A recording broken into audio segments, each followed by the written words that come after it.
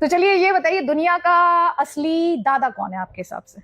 America, जिसके पास technology है, पैसा है, सेना है। चाइना नहीं? नहीं, हमारे देश के साथ जो है हम उसके साथ हैं। अगर देश के खिलाफ हमारे प्रधानमंत्री भी चले जाएंगे हम उनके भी खिलाफ हैं। मेरे माता पिता चले जाएंगे हम उनके भी खिलाफ हैं। बहुत सही बात है। उसी पे स्टैंड पे कायम है। अरब देश तो खुद चाहते हैं कि इजराइल जो है वो फलस्तीन को नहीं पसंद करते। उसका रीजन है, फलस्तीन जो है वो डेमोक्रेटिक कंट्री है। इजराइल के पास रहने के कारण वहां एजुकेशन सिस्टम ठीक ठाक है, तो वहां डेमोक्रेसी है। अगर फलस्तीन या गाजा स्टेबल हो गया, वो डेमोक्रेटिक हो जाएंगे, वो आवाज उठाएंगे कि अरब में भी डेमोक्रेसी होनी चाहिए, कतर में भी डेमोक्रेसी होनी चाहिए, कुवैत में भी होनी चाहिए, यमन में होनी चाहिए, ओमान में होनी चाहिए। तो ये अपनी राजतंत्र बचाने के लिए कहते हैं कि ये कल को हमसे सवाल पूछे, आज इसका कमर तोड़ दो, कि कल को ये हमसे सवाल ना पूछे, हमसे भीख मांगे कि हम रोजा हैं, हमें इफ्तारी कराओ, हम भूखे हैं, हमें पानी दो, प्यास लगी है पानी दो, खाना दो। आज गाजा और फिलिस्तीन क्या मांग रहे हैं? डेमोक्रेसी मांग रहे हैं। भूखे हैं, हमें खाना दे दो। तो ये हमें दिखाया जा रहा है कि ये अरब देश जो हैं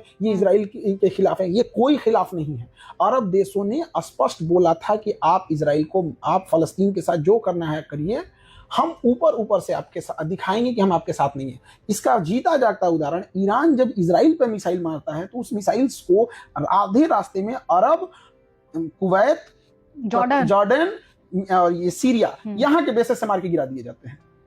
किसे बेवकूफ बना रहे हैं? और कतर उसके मिसाइल को इंटरसेप्ट करता है, मार के पहले से इंफॉर्मेशन दे देता है, जो इंटरसेप्ट नहीं कर पाता इंफॉर्मेशन दे देता है। तो सब यही चाहते हैं। असर नहीं है ये चीजें।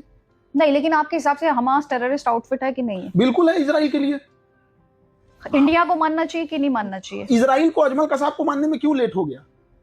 ये मतलब इंडिया को मानना चाहिए, बिल्कुल मानना चाहिए। लेकिन हम ये पूछ रहे हैं कि हम, आप कहिए कि हमारे ऊपर किसी ने पत्थर मार दिया, आप उसको गलत बोलिए, कोई मेरा सर फोड़ा है तो पूछ रहे हैं, कोई बात नहीं, ये गलत तरीका है। हम ना इजराइल के साथ हैं, ना अमेरिका के साथ हैं, ना हमास के साथ हैं, हम अपने देश के साथ हैं। आप अजमल कसाब को आतंकवादी नहीं मानिएगा और आप कहिएगा कि हम आपके साथ दे दें। अजमल कसाब को आतंकवादी कब माना आपको पता है? 7 अक्टूबर को जब इजराइल पे हमला हुआ है तो भारत से कहा है कि आप हमास पे कंडेम कीजिए, तो भारत ने कहा है कि आपका इंटरनल मामला है। तो इजराइल को पता चला कि भारत गुस्सा इस वजह से है कि उन्होंने अजमल कसाब को आतंकवादी नहीं माना, तो वो 2023 में आके 2008 की घटना को 2024 में आके माना है कि ये आतंकवादी है।